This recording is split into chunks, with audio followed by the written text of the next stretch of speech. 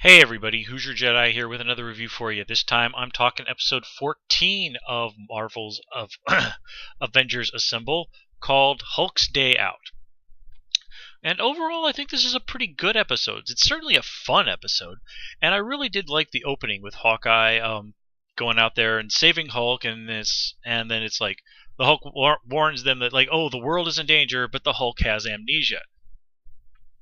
It's one of those great what in the world is going on sort of things that has made it's the sort of opening that, well, frankly, just makes for really good comic book stories where you're left wondering what in the world is going on, and seeing the heroes go out and put the pieces together and then dealing with the big threat again.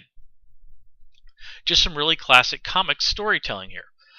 And of course, they mix all this in with some, little cameos and nice nods to the Marvel Universe from all around. We get a guest appearance by the Thing, and we get to see, a classic Hulk versus the Thing fight. And they've fought many times in the comics. It's almost halfway a tradition at this point.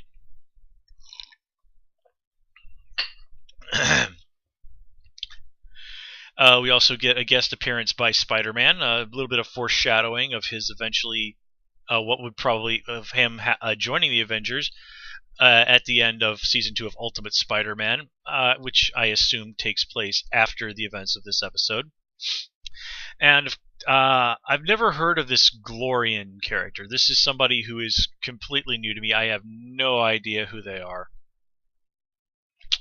Also, a nice little nod was the blue area of the moon, which they did say was created by the Watcher. And in fact, we get a cameo by the Watcher. We see him and the Hulk hanging out watching a baseball game via a telescope, which is not really the sort of thing that I could see the Watcher doing, but yeah.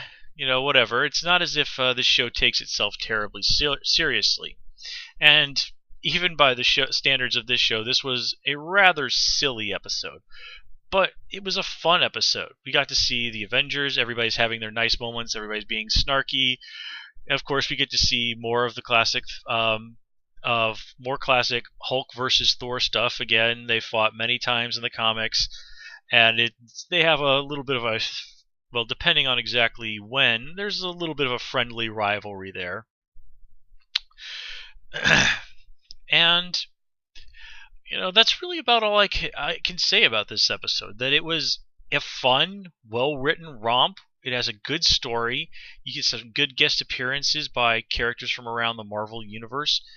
And it's just an episode that really hits a lot of the right notes. Now, the critter that they fight at the end, that's also not something that I'm familiar with. I even had a hard time, for whatever reason, hearing the name clearly in this episode. But, like I said, not a character who I thought it was. When we first saw the Hulk barf up that little tentacle thing and they started fighting, I half wondered if it wasn't actually going to turn out to be Shuma-Gorath, who is a character actually best known from... I think it was the second Marvel... Yes, I'm pretty sure it was the second Marvel vs. Capcom video game. I think the character does have an official presence in the Marvel Universe.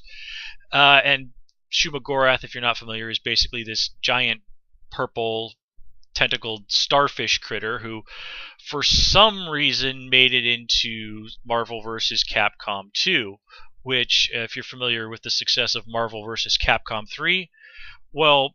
The second Marvel vs. Capcom game had similar success when it came out back in the day, and for good reason. It's a great game. But it was not meant to be, which was disappointing, but understandable. Okay, understandable. And yeah, that really just kind of sums it up. Overall, I felt very satisfied with this episode. Despite it being a little bit on the sillier side, I actually think this is one of the stronger episodes of this season. This is an episode that went out there to just tell a story that was a little silly and a lot of fun, and it succeeded in that. And it was also kind of a nice change of pace from the rather serious episode we got last time around. So it's nice to see that the show can really handle both ends of the spectrum well. I think it's really, really starting to come together. It's definitely improved quite a bit since the earlier episodes. I mean, the first episodes. I just cannot talk today. Anyway, guys, that's all I have for you this time. As always, please comment, rate, subscribe, and of course, you can follow me on Twitter at Who's Your Jedi.